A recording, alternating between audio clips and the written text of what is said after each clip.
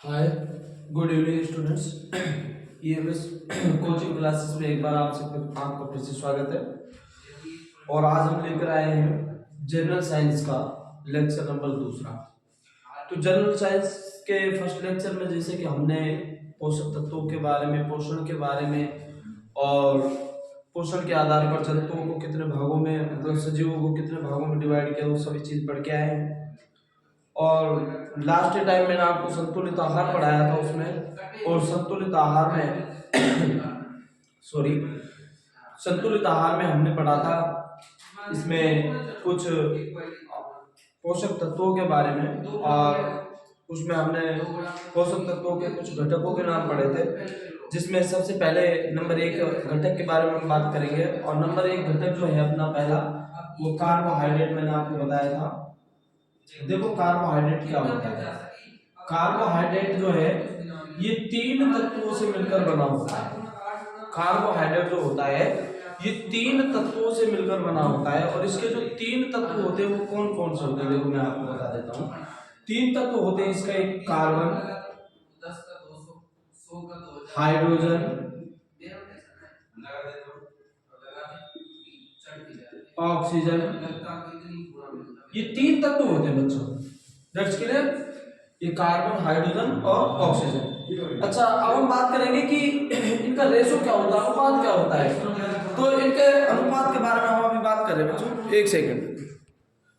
तो हम बात कर रहे थे इसमें कार्बन, हाइड्रोजन और ऑक्सीजन, इन 3 तत्वों से मिलकर बना हुआ होता है। मैं बात कर रहा था इसमें इन तीनों का रेशो क्या होता है। तो इन तीनों का रेशो होता है बेटे 1:2:1। ये तीनों जो होते हैं कार्बन, हाइड्रोजन और ऑक्सीजन जो होते हैं 1:2:1 के रेशो में और मिलकर के और कार्बनिक पदार्थ बनाते हैं। क्या बनाते हैं? कार्बनिक पदार्थ बनाते हैं बच्चों ये, ठीक है, जिसे हम क्या बोल देते हैं, कार्बोहाइड्रेट। तो अब आपके मन में चल रहा होगा कि सर इसकी डेफिनेशन क्या होगी। तो डेफिनेशन होगी कार्बन, हाइड्रोजन और ऑक्सीजन को 1:2:1 में मिलाकर या मिलकर के बने कार्बनिक पदार्थ को कार्बोहाइड्रेट कहते हैं। दैट्स क्लियर बच्चों। कार्बन, हाइड्रोजन और ऑक्सीजन को 1:2:1 में मिलाकर बने कार्बनिक पदार्थ को क्या कहते हैं बच्चों, कार्बोहाइड्रेट। दैट्स क्लियर है बच्चों। अच्छा, नेक्स्ट अब हम बात करेंगे इसमें कि जो कार्बोहाइड्रेट जो होते हैं ना, ये हमारे शरीर के अंदर ऊर्जा जो होती है, एनर्जी जिसको बोलते हैं, ऊर्जा की पूर्ति कराते हैं। तो ये हमारे शरीर की लगभग कितनी ऊर्जा की पूर्ति कराते हैं। तो ये बच्चों हमारे शरीर में जो ऊर्जा की पूर्ति कराते हैं ये कराते हैं 50 से 75% ऊर्जा की पूर्ति कराते हैं। दैट्स क्लियर है बच्चों। कितनी ऊर्जा की पूर्ति कराते हैं? 50 से 75% ऊर्जा की पूर्ति कराते हैं। ये बात क्लियर हो गई। आपसे क्वेश्चन पूछा जा सकता है कि सर कार्बोहाइड्रेट का क्या कार्य है। तो कार्बोहाइड्रेट का मुख्य कार्य बताओगे आप कि सर ये ऊर्जा की पूर्ति कराते हैं। और कितनी ऊर्जा की पूर्ति कराते हैं? 50 से 75%। हमारे शरीर के लिए 50 से 75% ऊर्जा की पूर्ति कराते हैं। अच्छा, नेक्स्ट बात करते हैं। कार्बोहाइड्रेट जो होता है ना, ये मुख्य रूप से 3 प्रकार का होता है। कितने प्रकार का होता है? 3 प्रकार का। अब हम इसमें जानेंगे कि इसके 3 प्रकार कौन कौन से होते हैं। तो हम इसमें बात करेंगे सबसे पहले इसके जो 3 प्रकार होते हैं। नंबर 1 की हम बात करें मोनोसेकेराइड। नंबर 1 बात करें हम मोनोसेकेराइड, पहली। दैट्स क्लियर बच्चों। पहला जो टाइप है वो मोनोसेकेराइड। दूसरी बात करें तो डाइसेकेराइड, डाइसेकेराइड। क्लियर है बच्चों। तीसरी अगर बात करें तो पॉलीसेकेराइड। तीसरा जो बात करते हैं तो पॉलीसेकेराइड। दैट्स क्लियर है बच्चों, समझ आया होगा। वापस से रिवाइज कर रहा हूं मैं। कार्बोहाइड्रेट जो होता है कार्बन, हाइड्रोजन और ऑक्सीजन के 1:2:1 में मिलकर बने कार्बनिक पदार्थ को क्या बोलते हैं बच्चों? कार्बोहाइड्रेट बोल देते हैं। दैट्स क्लियर है। कार्बोहाइड्रेट जो है हमारे शरीर को 50 से 75% ऊर्जा की पूर्ति कराते हैं। कार्बोहाइड्रेट मुख्य रूप से 3 प्रकार के होते हैं, जिनमें पहले नंबर पर आ जाता है मोनोसेकेराइड, दूसरे नंबर पर आ जाता है डाइसेकेराइड और तीसरे नंबर पर आ जाता है पॉलीसेकेराइड। दैट्स क्लियर है बच्चों। अच्छा, सबसे पहले बात करेंगे मोनोसेकेराइड। मोनोसेकेराइड जो होते हैं ना, ये सरल प्रकार के कार्बोहाइड्रेट होते हैं, सरल प्रकार के कार्बोहाइड्रेट होते हैं ये। दैट्स क्लियर है बच्चों। जो मोनोसेकेराइड होते हैं ये सरल प्रकार के कार्बोहाइड्रेट होते हैं, याद रहेगा आप लोगों को। अब हम बात करेंगे सर इसका उदाहरण क्या है, तो इसका उदाहरण जैसे ग्लूकोज, आपने नाम सुन रखा है सभी ने कि इसका जो पहला उदाहरण की बात करें इसमें आ जाता है ग्लूकोज। दैट्स क्लियर है बच्चों, ग्लूकोज पहली बात करें ग्लूकोज आ जाता है। दूसरी अगर बात करते हैं इसके अंदर तो गैलेक्टोज, दूसरा क्या आ जाता है गैलेक्टोज, दूसरी बात कर रहे हैं गैलेक्टोज। तीसरा अगर और हम जैसे इसमें और जोड़े, वैसे तो बहुत सारे होते हैं लेकिन हम कुछ ही आपको याद करा रहे हैं, जैसे ग्लूकोज हो गया, गैलेक्टोज हो गया। तीसरे की अगर इसके अंदर बात करें तो ट्राइओज, ट्राइओज, ट्राइओज और ईटीसी और बहुत सारे आ जाते हैं इसमें। दैट्स क्लियर है। तो मोनोसेकेराइड क्या होते हैं बच्चों, मोनोसेकेराइड जो होते हैं ना सरल प्रकार के कार्बोहाइड्रेट होते हैं, जैसे ग्लूकोज होता है, गैलेक्टोज होता है, ट्राइओज होता है आदि। दैट्स क्लियर है। अच्छा नेक्स्ट बात करेंगे डाइसेकेराइड। देखो इसके नाम से पता लगेगा डाइसेकेराइड। देखो ये मोनोसेकेराइड, सिंगल, मोनो यानी सिंगल और सेकेराइड यानी सरल प्रकार के। और दूसरी बात करें डाइसेकेराइड। देखो डाइसेकेराइड होते क्या है, जो डाइसेकेराइड होते हैं ना बच्चों, ये क्या होता है कि दो मोनोसेकेराइड अणुओं से मिलकर बने होते हैं। कितने, दो मोनोसेकेराइड के अणुओं से मिलकर बने होते हैं। डाई का मतलब क्या हो गया बच्चों, दो, डाई का मीन्स दो हो गया। तो हम क्या कहेंगे कि सर ये दो मोनोसेकेराइड जो होते हैं, दो मोनोसेकेराइड के अणुओं से मिलकर बने होते हैं, के अणुओं से मिलकर बने होते हैं। दैट्स क्लियर है बच्चों। जो डाइसेकेराइड होते हैं वो दो मोनोसेकेराइड के अणुओं से मिलकर बने होते हैं। अब आपके मन में चल रहा होगा कि सर इसके उदाहरण क्या है, तो चलो हम इसके उदाहरण की बात कर लेते हैं। तो उदाहरण जैसे माल्टोज का नाम सुना होगा आप लोगों ने, इसका उदाहरण है जैसे माल्टोज, क्या जाएगा माल्टोज। दूसरा सुक्रोज का नाम सुना होगा आप लोगों ने, दूसरा आ जाता है इसमें सुक्रोज और लैक्टोज, सुक्रोज, सुक्रोज आ जाएगा, whey lactose, whey lactose. That's clear है। ये होते हैं डाइसेकेराइड। दैट्स क्लियर है। देखो वापस से रिवाइज करा रहा हूं, मोनोसेकेराइड होते हैं, मोनो यानी सिंगल, केवल सिंगल, एक की बात कर रहा है। और हम इनको क्या कहते हैं कि सर ये सरल प्रकार के कार्बोहाइड्रेट होते हैं। जो मोनोसेकेराइड होते हैं ये सरल प्रकार के कार्बोहाइड्रेट होते हैं, जैसे ग्लूकोज, गैलेक्टोज, ट्राइओज आदि। और जो डाइसेकेराइड जो होते हैं ये दो मोनोसेकेराइड के अणुओं से मिलकर बने होते हैं। मतलब हम क्या करते हैं कि दो मोनोसेकेराइड लेते हैं और दोनों को जोड़ते हैं, तो दोनों को जोड़ने के बाद इनका निर्माण होता है, जैसे माल्टोज, सुक्रोज और लैक्टोज। दैट्स क्लियर है। अच्छा नेक्स्ट अपना आ जाता है पॉलीसेकेराइड। पॉलीसेकेराइड क्या होता है, जब हम क्या करते हैं कि दो या हम कह सकते हैं कि सर जब मोनोसेकेराइड के कई अणुओं को आपस में, या तो हम कह सकते हैं कि सर दो अणुओं को, दो से अधिक अणुओं को, सॉरी, या तो आप इसको ऐसे बोल सकते हो कि सर जब दो या अधिक, दो या दो से अधिक, दो से अधिक मोनोसेकेराइड, क्या बच्चों, मोनोसेकेराइड के अणुओं को जोड़ते हैं, के अणुओं को जोड़ते हैं तो एक लंबी श्रृंखला बनती है, जोड़ते हैं तो एक लंबी श्रृंखला बनती है। कैसी श्रृंखला बनती है बच्चों, लंबी श्रृंखला बनती है, जिसे हम क्या बोलते हैं, पॉलीसेकेराइड। दैट्स क्लियर है कि जब दो या दो से अधिक मोनोसेकेराइड के अणुओं को जोड़ते हैं तो क्या बनती है, एक लंबी श्रृंखला बनती है, और उस लंबी श्रृंखला को क्या बोलते हैं हम, पॉलीसेकेराइड। अब आपके मन में चलो सर इसका उदाहरण मैं आपको बताता हूं, जैसे स्टार्च, स्टार्च का नाम सुना होगा आप लोगों ने, जैसे स्टार्च आपने पढ़ा होगा, पत्तियों में मैंने बताया था, पत्तियों में जो भोजन है वो किसके रूप में संचित रहता है, स्टार्च यानी मंड के रूप में। ठीक है, तो एक तो आ जाता है इसमें स्टार्च। दूसरी बात करें ग्लाइकोजन का नाम सुना होगा, ग्लाइकोजन, दूसरा आ जाता है ग्लाइकोजन। और तीसरी बात करें तो तीसरा इसके अंदर जो आ जाता है वो आ जाता है काइटिन, तीसरा क्या आ जाता है बच्चों, काइटिन। दैट्स क्लियर है। तो ये हो गया बच्चों कार्बोहाइड्रेट, ठीक है। अपने जो जनरल जो नॉर्मली एग्जाम्स जितने भी जो कंपटीशन एग्जाम्स जो होंगे उनके अंदर नॉर्मली इन्हीं से पूछा जाता है। जैसे डाइसैकेराइड का उदाहरण बताइए तो माल्टोज सुक्रोज में लैक्टोज हो जाता है। जैसे आपसे मोनोसैकेराइड का ग्लूकोज गैलेक्टोज ट्राइओज आ जाता है। जैसे पॉलीसैकेराइड स्टार्च काइटिन ग्लाइकोजन वगैरह ये आ जाता है, ठीक है। तो समझ आ गया होगा।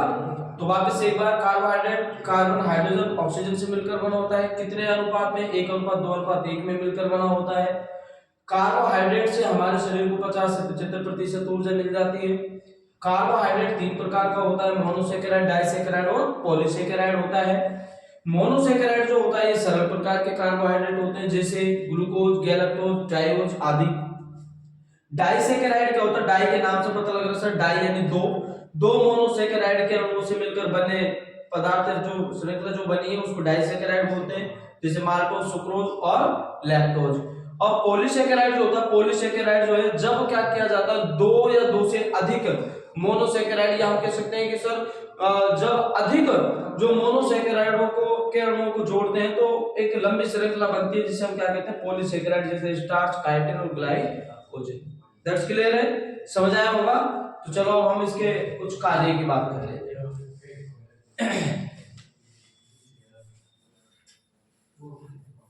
चलो इसके कार्य की बात करेंगे, इसका क्या कार्य है, मेन फंक्शन क्या है, फिर इसके प्राप्ति के स्रोत पढ़ेंगे कि इसको हम कहां से, मतलब किन किन पदार्थों को खाने से और इसको हम प्राप्त कर पाते हैं। तो चलो पहले इसका कार्य।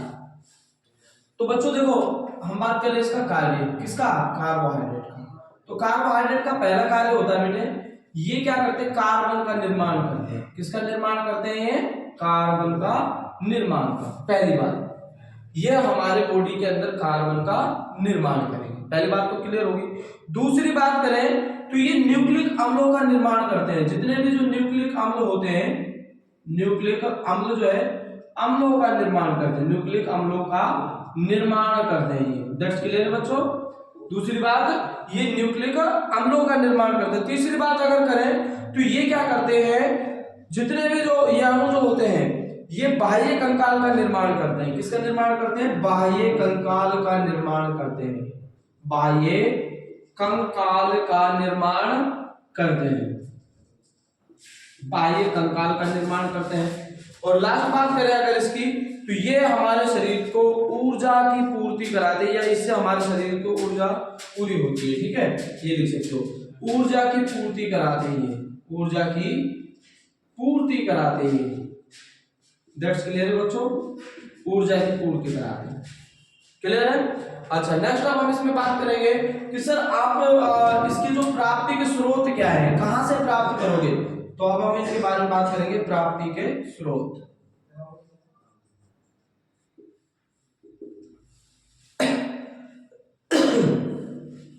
अच्छा नेक्स्ट बात करें हम इसके अंदर इसकी प्राप्ति के स्रोत। तो इसके प्राप्ति के स्रोत क्या बेटे, देखो आप गेहूं खाते हो, गेहूं खाओगे तब भी आपको ये मिल जाएगा, कौन, कार्बोहाइड्रेट। चावल खाओगे तब भी आपको मिल जाएगा, कौन, कार्बोहाइड्रेट। आप शकरकंद खाओगे, शकरकंद नाम सुना होगा शकरकंद का आप लोगों ने, शकरकंद खाओगे तब भी आपको ये मिलेगा। गन्ना खाओगे तब भी आपको मिलेगा ये। दैट्स क्लियर बच्चों। अच्छा नेक्स्ट हम तरबूज मक्का बाजरा, तरबूज खाएंगे तब भी मिलेगा, मक्का खाओगे तब भी आपको मिलेगा, और आप बाजरा खाओगे तब भी आपको मिलेगा, ठीक है। ये सभी क्या है, इसके प्राप्ति के स्रोत होते हैं। कौन कौन, गेहूं, चावल, शकरकंद, गन्ना, तरबूज, मक्का और बाजरा, ये सभी क्या होते हैं, इसके प्राप्ति के स्रोत होते हैं। तो इसको नोट करना है, नोट कर लो जल्दी से, नोट कर लो जल्दी से।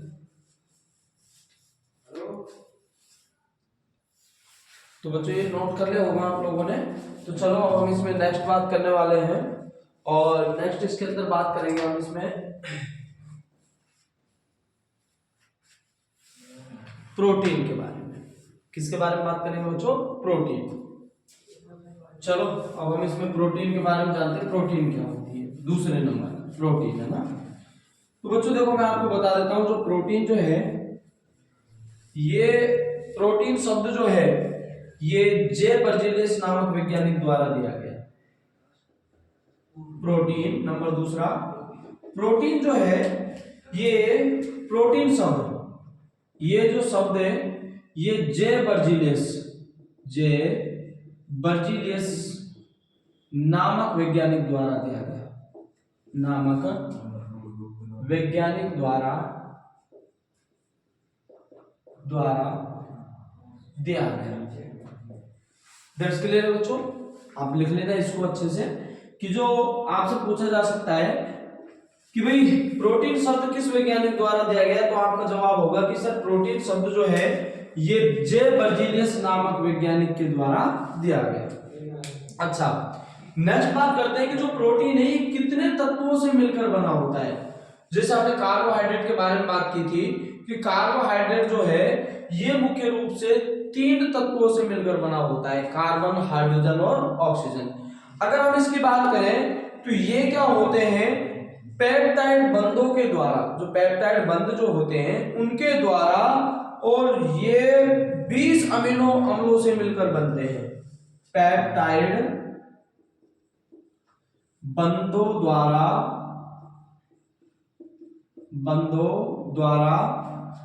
20 अमीनो अम्लों से मिलकर बने होते हैं, मिलकर बनते हैं। 20 अमीनो अम्लों से मिलकर ये बनते हैं। दैट्स क्लियर है बच्चों।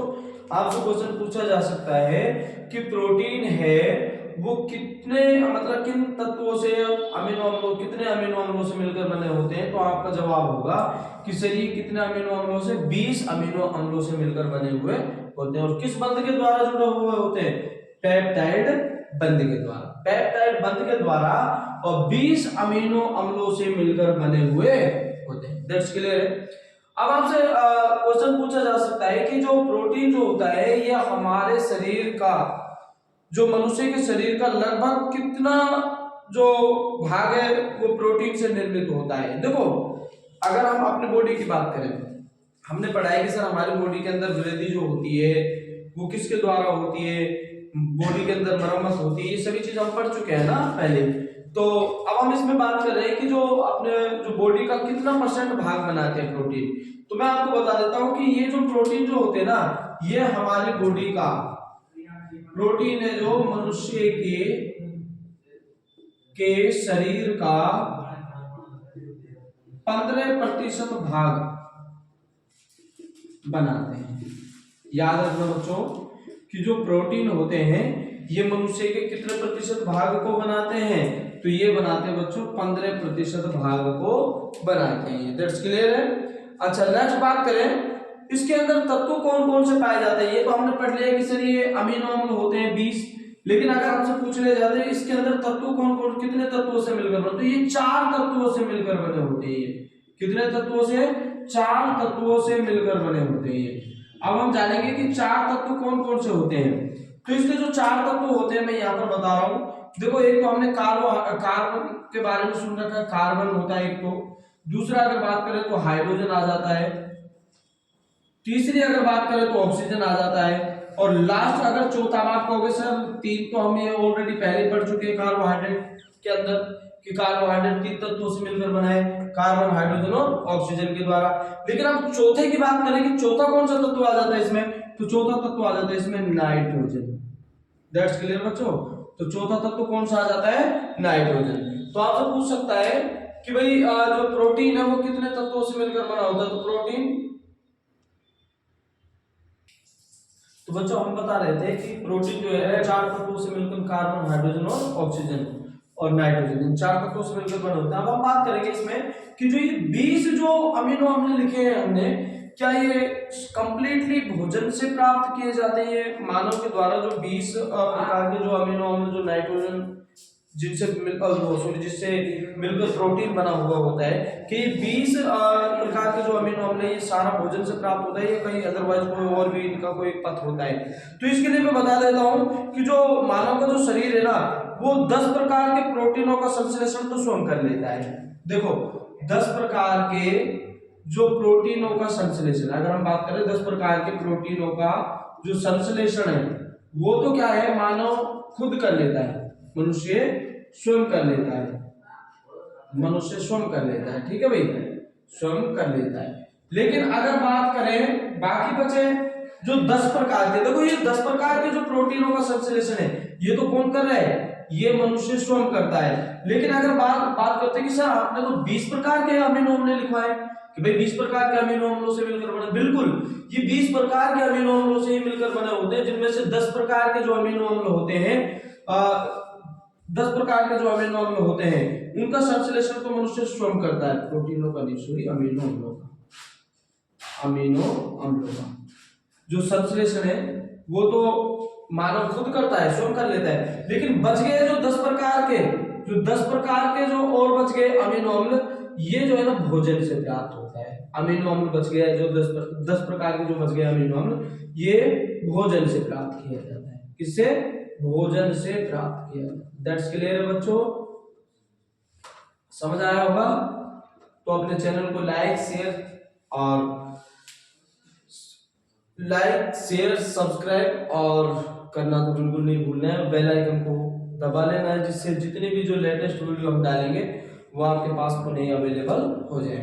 अच्छा, अब हम इसमें आगे की ओर बात करेंगे कि जो सर चलो एक बार आप इसको तो नोट कर लो जल्दी से, ये स्क्रीनशॉट ले लो, जल्दी करो बच्चों, जल्दी थोड़ा। अच्छा, तो आपने ये पढ़ लिया होगा या नोट कर लिया होगा, तो अब हम आगे चलते हैं कि जो प्रोटीन जो होते हैं ना, प्रोटीनों के सर प्राप्ति के स्रोत क्या होते हैं। देखो पहले हम बात करेंगे इसके प्राप्ति के स्रोत। तो बच्चों देखो प्रोटीन जो है ना, इसके प्राप्ति के 2 स्रोत होते हैं भाई। कितने स्रोत होते हैं, 2। तो अपने पास हम बात कर रहे हैं प्रोटीनों के प्राप्ति के स्रोत।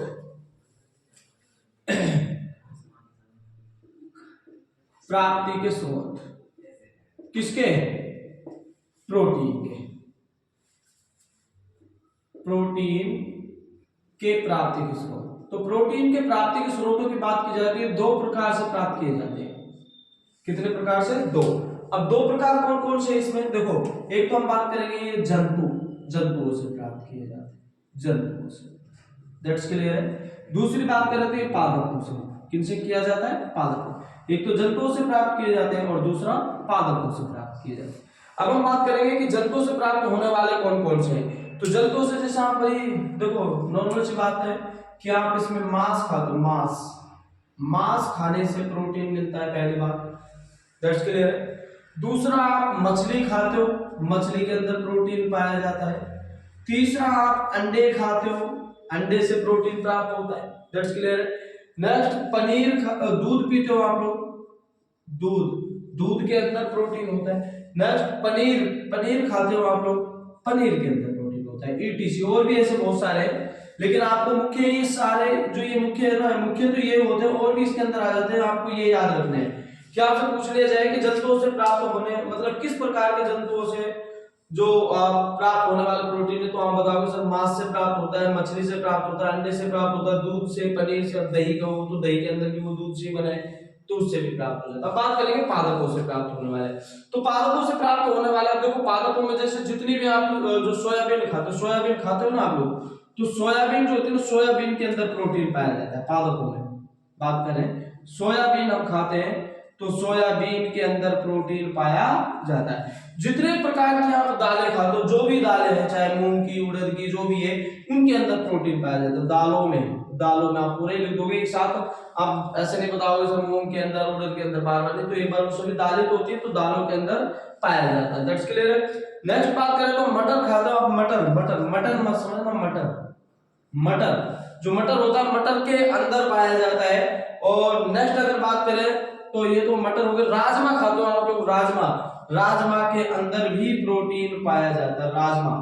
और भी इसमें बहुत सारे ऐसे आ जाते हैं, आपको तो मुख्य ये याद रख लेना है, सोयाबीन, दालें, मटर, राजमा आदि याद रखें।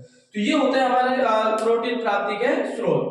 तो आपसे पूछा जाएगा कि प्राप्ति के स्रोत कौन कौन से, तो आप बताओगे जंतुओं से और पादपों से। तो जंतुओं से कौन कौन से, मांस, मछली, अंडे, दूध, पनीर आदि। और पादपों से प्राप्त होने वाले जैसे सोयाबीन, दालें, मटर, राजमा आदि, दैट्स क्लियर है बच्चों, समझ आ गया होगा। अच्छा तो समझ आ गया तो अपने चैनल को लाइक करो और शेयर करो और ज्यादा से ज्यादा इसको सब्सक्राइब करते रहो। चलो अब हम नेक्स्ट बात करेंगे इसमें प्रोटीन के प्रकार। प्रोटीन कितने प्रकार की होती है? तो प्रोटीन के प्रकार की बात करें तो प्रोटीन 3 प्रकार की होती है। प्रोटीन के प्रकार, प्रोटीन के प्रकार, तो जिस प्रकार से हमने कार्बोहाइड्रेट के प्रकार पढ़े थे वैसे ही प्रोटीन के प्रकार पढ़ेंगे। तो प्रोटीन जो होती है वो मुख्य रूप से 3 प्रकार की होती है। तो प्रोटीन 3 प्रकार की कौन कौन सी होती है? देखो सबसे पहले हम बात करेंगे प्रोटीन का पहले नंबर का। तो पहला जो आ जाता है सरल प्रोटीन, पहली बात करेंगे सरल प्रोटीन। कौन सा आ जाता है? सरल प्रोटीन। दूसरी बात करेंगे, दूसरा जो आ जाता है वो आ जाता है संयुग्मी प्रोटीन। कौन सा आ जाता है? संयुग्मी प्रोटीन। दूसरे नंबर पर संयुग्मी प्रोटीन 2। तीसरी अगर बात की जाए लास्ट, तो तीसरा जो प्रोटीन है वो होता है युत्पन्न प्रोटीन। कौन सा होता है? युत्पन्न प्रोटीन। तीसरा जो आता है वो आता है युत्पन्न प्रोटीन।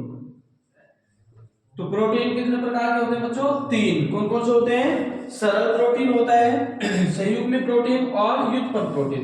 अब तीनों के बारे में जानते हैं। पहले बात करेंगे अपन इसके अंदर सरल प्रोटीन। सरल प्रोटीन क्या होते हैं? तो सरल प्रोटीन जो है ना, इस प्रकार के जो प्रोटीन है केवल अमीनो अम्लों के बने होते हैं। ये जो केवल किनसे बने होते हैं? सरल प्रकार के केवल अमीनो अम्लों से मिलकर बने होते हैं। केवल अमीनो अम्लों से बने होते हैं। अमीनो अम्लों से बने होते हैं, से बने होते हैं। दैट्स क्लियर है बच्चों। जो सरल प्रकार के प्रोटीन है वो किनसे मिलकर बने होते हैं? अमीनो अम्लों से। अब हम बात करेंगे इसमें कौन कौन से अलग, जैसे एल्बुमिन के बारे में आपने पढ़ा होगा। एल्बुमिन, एल्बुमिन, एल्बुमिन नामक प्रोटीन है, ये भी सरल प्रोटीन के अंदर आता है। दूसरा आपने ग्लोब्यूलिन के बारे में पढ़ा होगा। Globulin, globulin. तीसरा आपने हिस्टोन प्रोटीन पढ़ा होगा। ये भी कहां से प्राप्त होता है? सरल प्रकार के प्रोटीन होते हैं एटीसी, ठीक है। और ये सभी किनसे मिलकर बने होते हैं? अमीनो अम्लों से। जो सरल प्रकार के प्रोटीन होते हैं वो अमीनो अम्लों से मिलकर बने होते हैं। और जैसे एल्बुमिन होता है, ग्लोब्यूलिन होता है, हिस्टोन प्रोटीन होता है, ये सभी सरल प्रोटीन के उदाहरण। That's clear. अब हम बात करेंगे संयुग्मी इलेक्ट्रॉन।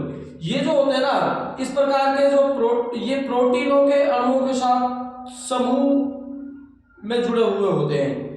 ये जो होते हैं इस प्रकार के प्रोटीन जो होते हैं, ये क्या होते हैं कि जो अपने प्रोटीन जो होते हैं ना, ये प्रोटीनों के समूह में जुड़े हुए होते हैं। तो चलो हम बात करेंगे ये जो है प्रोटीनों के, हम लिखेंगे इस प्रकार के जो ये आपने संयुग्मी की बात करते हो तो नाम से मतलब संयुग्मी यानी युग्म, यानी ग्रुप बनाकर रखते हैं, समूह के साथ में जुड़े हुए होते हैं। और किससे जुड़े हुए होते हैं? प्रोटीनों के समूह के साथ में, प्रोटीनों के समूह में जुड़े हुए होते हैं, समूह में जुड़े होते हैं। दैट्स क्लियर है। अब बात करें इसके उदाहरण, जैसे इसका उदाहरण आ जाता है क्रोमोप्रोटीन। एग्जांपल की अगर बात करें तो एग्जांपल आ जाएगा क्रोमोप्रोटीन। क्रोमोप्रोटीन पहला क्रोमोप्रोटीन। दूसरी अगर बात करें तो ग्लाइकोप्रोटीन, नाम सुना होगा ग्लाइकोप्रोटीन, ग्लाइकोप्रोटीन आदि एटीसी। दैट्स क्लियर है बच्चों। अब आपसे पूछा जाए संयुग्मी प्रोटीन क्या होते हैं, तो संयुग इस प्रकार के जो प्रोटीन जो होते हैं ना, ये अणुओं के साथ समूह में भी जुड़े होते हैं। अणुओं के जो प्रोटीनों के समूह अणुओं के साथ में जुड़े हुए होते हैं, अणुओं के समूह में जुड़े हुए होते हैं। और इनका उदाहरण जैसे क्रोमोप्रोटीन और ग्लाइकोप्रोटीन आदि। नेक्स्ट बात करें इसमें युग्मन प्रोटीन। ये जो प्रोटीन होते हैं प्राकृतिक जो प्रोटीन है उनके जल अपघटन के द्वारा प्राप्त होते हैं। जो प्राकृतिक प्रोटीन होते हैं, प्राकृतिक प्रोटीनों के जल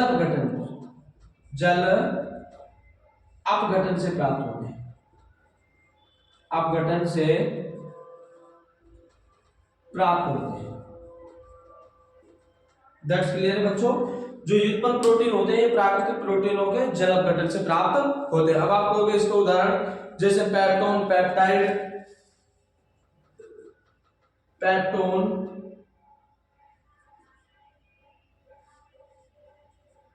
पेप्टाइड, ठीक है, पेप्टोन, पेप्टाइड, और तीसरी बात करें proteins, proteins, proteins. That's clear है बच्चों। तो ये होते हैं सभी अपने जो तीन प्रकार के जो प्रोटीन है, सरल प्रोटीन, संयुग्मी प्रोटीन और व्युत्पन्न प्रोटीन। सरल प्रोटीन केवल अमीनो अम्लों से मिलकर बने होते हैं, जैसे एल्बुमिन, ग्लोब्यूलिन, हिस्टोन प्रोटीन आदि। संयुग्मी प्रोटीन जो होते हैं ये इस प्रकार के जो प्रोटीन है ये अणुओं के समूह में जुड़े हुए होते हैं, जैसे क्रोमोप्रोटीन और ग्लाइकोप्रोटीन ईटीसी।